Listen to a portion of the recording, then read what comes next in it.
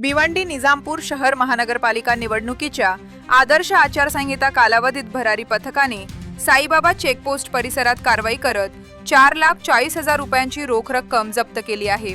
आचारसंहिता पथक प्रमुख तथा अतिरिक्त आयुक्त विठ्ठल डाके तसेच सहाय्यक पथक प्रमुख समीर जवरे यांच्या नियंत्रणाखाली भरारी पथक क्रमांक 1 चे अधिकारी दीपक हनुमान नाईक व त्यांच्या सहकाऱ्यांनी तपासणी दरम्यान चारचाकी वाहन मारुती इर्टिगा क्रमांक MH05EV 6667 मधून ही रक्कम जप्त केली।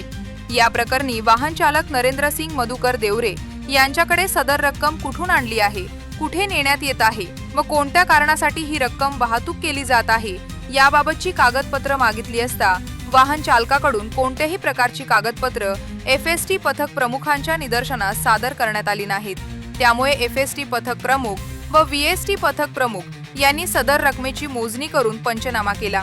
त्यानंतर ही रक्कम शांतीनगर पोलीस स्टेशन येथे नोंद करून भिवंडी निजामपूर महानगरपालिकेच्या लेखा विभागात जमा करण्यात आली आहे।